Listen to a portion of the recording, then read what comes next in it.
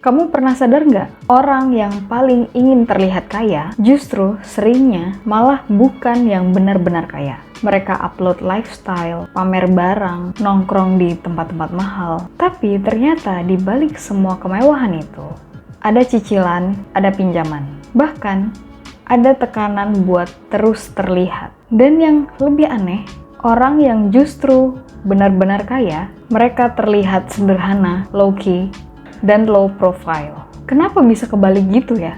Sekarang kita ini sedang hidup di dunia yang aneh.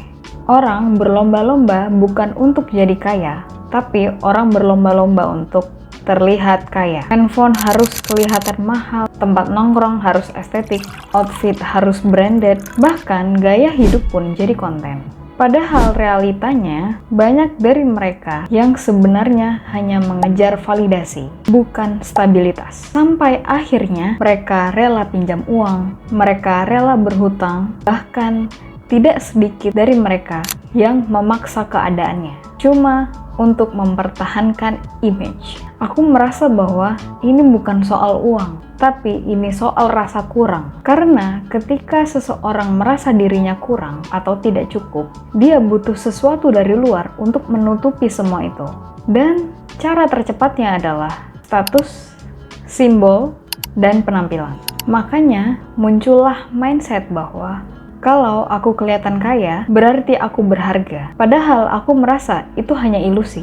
Sekarang, coba kita bandingin. Orang yang benar-benar punya uang, mereka biasanya gak butuh nunjukin itu ke semua orang. Kenapa? Karena mereka lagi gak cari validasi. Mereka punya security internal. Mereka akan lebih fokus ke aset, growth, privacy, dan ketenangan, bukan ke pengakuan.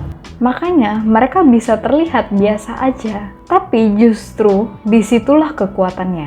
Nah, ini yang jarang dibahas. Pamer ternyata bukan cuma soal orang lain iri, tapi itu bisa merusak diri sendiri. Karena secara tidak sadar, kita lagi bikin hierarki. Aku di atas dan orang lain di bawah. Dan dari situ lahirlah satu hal yang berbahaya, yaitu contempt. Contempt itu adalah rasa merendahkan orang lain. Dan itu bukan cuma toksik. Ini disebut sebagai relationship killer. Kenapa? Karena hubungan yang sehat itu dibangun dari respect, bukan kompetisi. Kalau kamu mulai melihat hidup sebagai ajang kompetisi dan melihat hidup sebagai ajang pembuktian, semua orang akan menjadi lawan dan akhirnya kamu akan sendirian. Yang lebih menyedihkan, orang yang paling keras mencoba terlihat kaya seringkali justru makin menjauh dari benar-benar kaya. Karena uang habis buat gaya, bukan investasi. Energi habis buat image, bukan growth. Pikiran habis buat dibandingin, bukan berkembang. Dan pada akhirnya, stop. Kalau kamu mau naik level, stop fokus ke terlihat, mulailah fokus ke nilai diri, skill, aset nyata, dan ketenangan hidup.